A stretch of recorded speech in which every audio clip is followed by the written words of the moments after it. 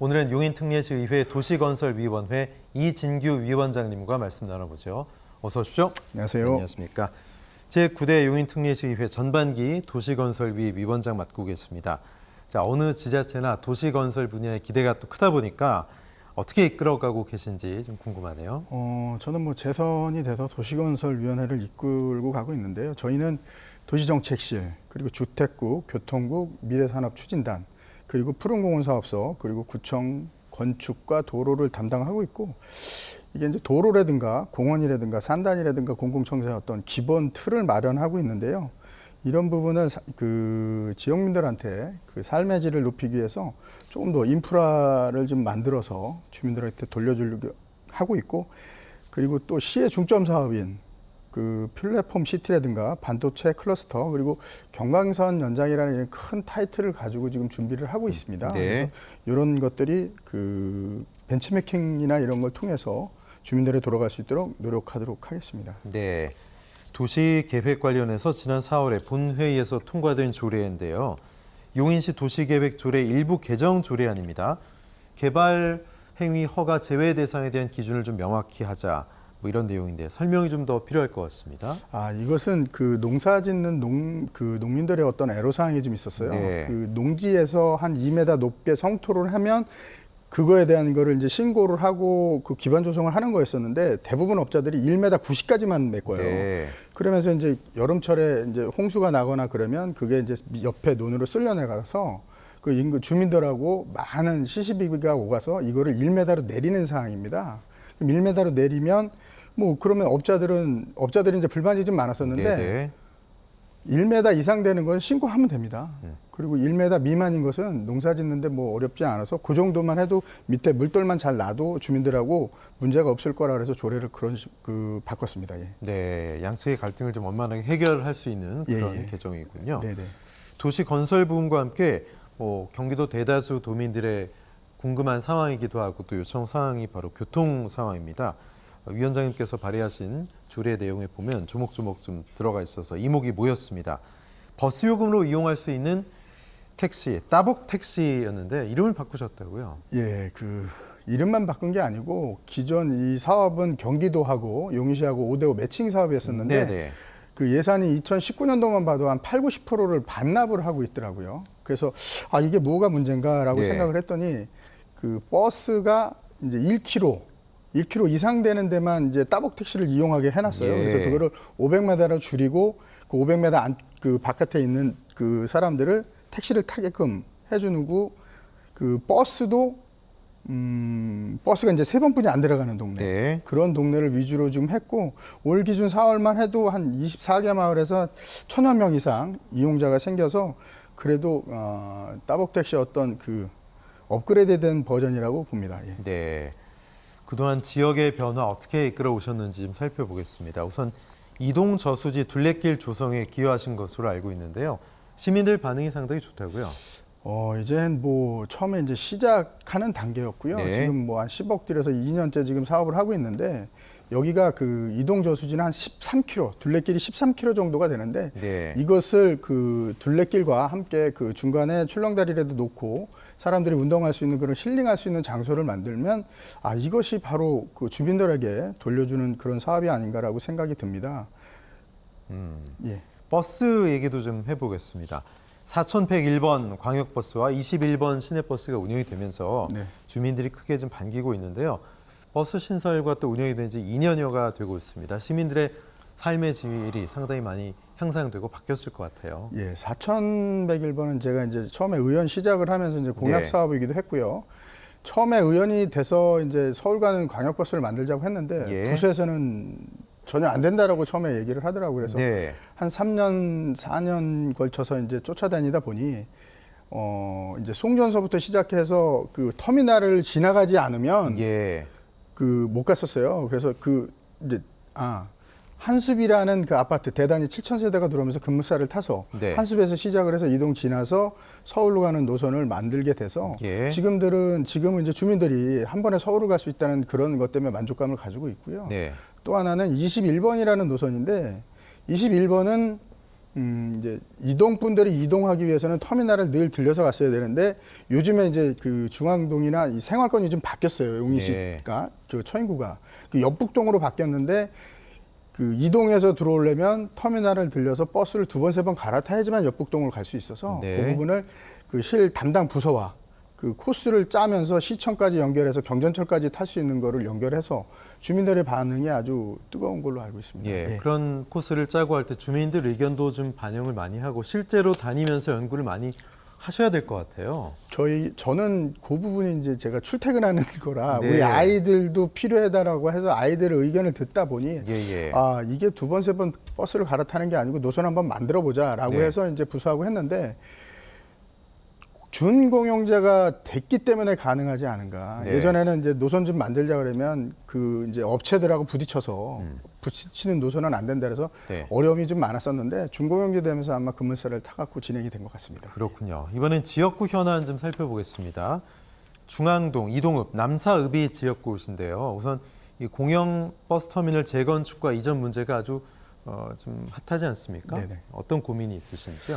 사실은 버스 터미널 재건축에 대해서 너무 주민들이 이제 그 완강함이 있어서 좀 네. 처음에는 좀 힘들었습니다. 예. 근데 이제 워낙 그 안전등급이 안 나오고 D등급 이하로 내려오다 보니까 예. 당연히 해야 되는데 주민들이 이제 그 이제 버스 승강장을 뭐 이제 터미널을 다른 데로 바꾼다 이런 말 때문에 말이 많았었는데 네. 그걸 옮기기에는 한 6, 7년 정도가 걸립니다. 행정상. 예. 그래서 그거 하기 전에 안전등급이 안 나왔으니 지금 재건축을 해서 빠른 시일 내에 깨끗하고 쾌적한 그 터미널을 주민들한테 제공을 하고 장기적인 플랜에서는 과연 용인시 전체로 놓고 봤을 때 터미널이 어디로 갈 건가를 예. 어떤 플랜을 짜서 그렇게 해서 주민들하고 어떤 설득을 하고 있습니다. 예. 네.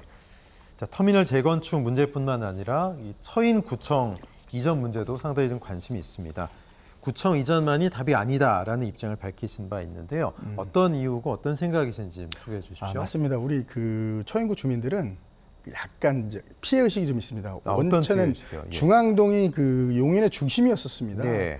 구청이라든가 경찰서, 우체국, 세무사 모든 관공서가 중앙동에 위치했었는데 예. 이것을 그 이제 원스텝 시스템으로 가겠다 그래서 한 위치로 이동을 하면서 네. 중앙동에 슬럼화가 오기 시작을 했어요. 네. 그래서 이런 부분이 되게 민감한데 이제 구청도 역시 마찬가지. 마지막 남은 구청인데 이걸 또 옮기네 만에하니까 주민들이 이제 술렁이고 있는데 예. 저는 이게 여기다 아니다라는 고집은 아니고요. 과연 이거를 옮기려면 구청을 이전을 하려면 여기 주민들한테 이 넓은 땅을 무엇으로 해서 돌려줄 것인지 네. 라고 고민을 하고 무조건 구청을 가지고 나가서 다른 데로 움직이는 것보다는 예. 기존에 있는 시설 주변에다 땅을 매입을 해서 도시계획을 해서 매입을 하고 거기다가 청사를 짓고 난 다음에 지금에 있는 건물을 없애서 공원을 만들어주면 그것도 또한 쾌적하다라고 보는데 이 부분을 뭐 제가 맞다 안 맞다는 얘기를 안 합니다. 저도 이런 제안을 하고 주민들이 이런 걸 갖고 어떻게 평가를 하느냐에 따라서 저도 뭐 주민의 신분은 꾼이기 때문에 네. 주민들이 원하는 방법을 찾아가야죠. 예, 주민들 의견 잘 좀 들어보시고 네네. 따라가시기 바라겠고요. 이번엔 첨단 반도체 시스템 산단 얘기 좀 해보겠습니다. 처인구 이동 남사읍 일대가 첨단 반도체 국가산업단지 후보지로 지정이 됐습니다. 그 일대가 뭐 들썩거리고 있는데요. 교통 문제를 해결하지 않으면 안 된다 이런 얘기들이 나오고 있어요. 어떻게 보십니까?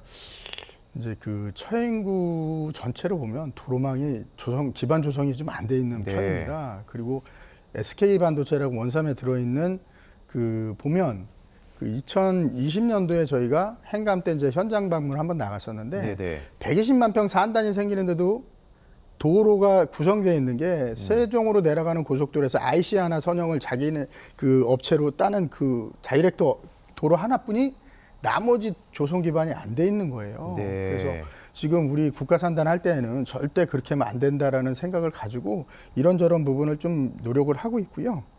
뭐 그렇게 돼서 뭐 어떤 노력들을 하고 있습니다. 예, 이렇게 국가적인 시스템 반도체 산단이 들어온다 하니까 일단 지역 주민들은 이게 호재이고 기분이 좋은 일이긴 한데 좀 마음들이 어떠십니까? 만나보시면 술렁거릴 것 같아요. 이런 일이 터졌을 때 이제 지역에 돌아다니면 욕을 네. 많이 먹죠. 왜 그러냐면 네. 주변의 인근 시세 땅들은 올라가지만 네. 그 산단 215만 평에 들어있는 산단의 기업체라든가 아니면 주민들이라든가 이런 분들은 삶의 터전을 잃어버리는 거잖아요. 예. 그래서 그런 부분을 좀 더 노력해야겠구나라는 생각이 들어서 뭐 저희 이상일 시장께도 이런 부분을 좀 중점적으로 주민들의 애로사항을 얘기를 해서 그 이제 이상일 시장도 그걸 알고 계시더라고요. 예. 그래서 그런 부분을 우리 이제 지역민들을 위해서 노력하자라고 지금 준비는 하고 있습니다. 네. 국도 45호선 교통 정체도 이 지역에 상당히 고민거리로 알고 있는데요. 이용하는 차량 수가 많았던 도로여서 민원도 상당할 것 같습니다. 어떻습니까? 이제 40번 국도가 막히기 시작한 이유는 두 가지 종류가 있습니다. 첫 번째는 이제 그 40번 국도가 나가다가 중간에 이제 사업이 스톱이 됐어요. 취소가 되면서. 네네. 그래서 연결이 안 된 부분이 이제 첫째 문제고, 또 하나는 이제 그 신갈 쪽에서 넘어오는 상가대천이 연결이 되면서 처음에는 길이 확 뚫려서 이제 생겨서 좋겠구나라고 생각을 했는데 퇴근 시간 3시만 되면 이제 막히기 시작합니다. 40번 국도가. 네. 왜? 삼가대천으로 우회전하기 위한 그 차량들이 돌기 위해서 거기서 쓰는데 많게는 한 7, 8km까지 정체 현상이 있어서 예. 그런 부분을 해소하고자 이제 작년 12월 달에 이제 이상일 시장과 좀 대화를 나눴는데 예. 그 부분을 해소하고자 이제 동탄에서 40봉도하고 연결되는 도로가 지금 하고 있어요. 그리고 네. 삼가대천에서 오는 도로가 이제 양지 쪽으로 나갔어야 되는 건데 예. 이 부분에서 지금 멈춰서 이 부분이 이제 해결이 안 되는 거거든요. 예. 그래서 이상일 시장님이 제안한 거는 이 부분을 두 개를 노선을 따서 민자로 해서 그 원산 배감으로 나가는 게 어떠냐고 네. 그래서 그런 방법을 지금 찾고 있습니다. 네. 이제 장마철입니다. 남부지방에 비가 많이 와서 비 피해도 예상이 되고 참 걱정스러운데 용인도 마찬가지입니다. 특히 이제 지역구에 중앙시장이라는 곳이 있잖아요. 네네. 여기 하수 문제가 좀 심각하다고 해서 지난 4월에 개선을 촉구하신 것으로 알고 있는데 네. 어떤 뭐 침수 우려도 있다고요. 어떤 문제들이 좀 우려가 되고 어떤 해결책이 필요합니까? 이제 도시가 오래되다 보니 네. 이제 하천변보다 도시가 이제 그 시장통이 낮아요. 예. 그래서 이 물이 수위가 올라오면 그게 이제 하수구에서 나가야 되는 물들이 나가질 못하는 거예요. 네. 그 역류하는 꼴이 돼서 이거를 어떻게 해결해 보자. 그리고 이제 앞으로 장마가 시작이 될 텐데 네. 이 장마를 어떻게 해결할 거냐. 그래서 요번에 이제 하수구를 다 이제 그 CC 카메라를 집어넣어서 네네. 카메라를 집어넣어서 다 확인을 해본 결과 깨끗합니다. 네. 그래서 이거를 정기적으로 좀 준비를 해서 우리가 1년에 한 번씩이든지 6개월에 한 번씩이든지 대장을 만들어서 지속적으로 몇 달에 한 번씩 관리를 하자라고 해서 그런 지시를 좀 했었고요. 네. 그 요번에는 장마 때 그런 일은 없지 않을까라고 생각이 듭니다. 네, 다행이네요. 네. 각 도시 뭐 정주 요건, 살기 좋은 도시를 만들려면 문화 여건도 상당히 중요하고 시민들이 원하는 거 아니겠습니까? 네. 용인시 의회에서 지역 중심의 문화도시 연구에 연구 용역을 착수한 것으로 알고 있어요. 네. 문화도시 연구에 어떤 내용들에 대해서 좀 고민을 한 연구 용역이었는지 좀 말씀해 주십시오. 용인이 이제 110만이 될 때 급격하게 성장이 빨랐습니다. 네. 근데 저희가 본 예산 3조 3천억 그리고 그 추경까지 다 하면 한 4조 가까이 되는데 이 예산들이 문화 쪽에는 전혀 미치질 못해요. 네. 그래서 급성장을 하다 보니까 이제 운영비나 이런 거 쓰여지는데 가용 재산이 얼마 안 되고 그래서 네, 네. 이게 그 지역 문화 인프라 구축에 조금 미흡한 점이 있어서 이게 뭐가 잘못됐는지 주민들이 뭐를 요구하는 건지 어떤 사항을 채워줘야 되는지 네. 그런 거를 연구 용역을 해서 그거를 이제 그 좀 집행부와 함께 논의를 해서 주민들한테 뭘 돌려줄 건가를 이제 그런 논의를 좀 하고 있습니다. 네, 도시의회에서는 관련돼서 초연결 도시 용인에 대해서 연구 용역도 준비하시는 걸로 알고 있는데요. 요즘 뭐 초연결 사회라고 하잖아요. 지자체도 이런 개념들이 좀 적용이 될 것 같습니다. 초연결 도시 용인이 어떤 겁니까? 지금 조금 전에 말씀드렸다시피 이게 이제 급성장을 하다 보니 네. 주민들의 그 원하는 거를 그 행정이 못 따라갈 때가 좀 많아요. 네. 그래서 그런 부분을 조금 더 면밀히 검토를 해서 주민들의 어떤 대화를 통해서 네. 이런 거를 좀 돌출시켜서 이게 행정에 반영해야 된다는 생각에서 뭐 그런 식으로 좀 일을 좀 하고 있습니다. 예. 그렇군요. 자, 정치 입문 계기가 좀 궁금합니다. 재선 의원이신데 이진규 위원장님은 처음에 어떻게 내가 직접 정치를 해야 되겠다 어떻게 뛰어들 결심을 하셨나요? 처음에는 그냥 사람 이제 호랑이는 죽어서 가죽을 남기고 사람은 이제 이름을 예. 남겨야 된다라고 생각을 해서 시작을 예. 했는데 하다 보니 이제 명분이 자꾸 붙더라고요. 네. 그리고 나서 욕심이 생기는 게 뭐냐면 내가 살고 있는 처행구를 좀 이런 게 좀 아쉬운데 이런 거는 바꿀 수 없을까라는 그런 생각에서 시작을 했고 그러다 보니 지역에 이제 자꾸 살피게 되더라고요. 네. 그래서 이제 도로라든가 버스라든가 아니면 저수지 둘레길이라든가 아니면 자전거 도로라든가 이런 거를 통해서 우리 주민들한테 뭔가 돌려줘야겠구나라고 시작해서 자꾸 찾다 보니 조금 살이 더 붙는 것 같아요. 네. 그리고 또 저도 이제 30년 넘은 공직자분들한테 또 배울 수 있는 기회도 돼서 공부도 많이 하는 편이고요. 그렇게 해서 조금씩 좀 나아지는 것 같습니다. 네, 예. 알겠습니다. 예. 마지막으로 시민들에게 사랑받고 인정받는 의회 만들어 주시기 위해서 굉장히 중요성도 많이 알고 계실 텐데 앞으로 의정 활동 열심히 하겠다. 또 용인 시민분들과 또 OBS 시청자 여러분께 인사 부탁드리겠습니다. 네네.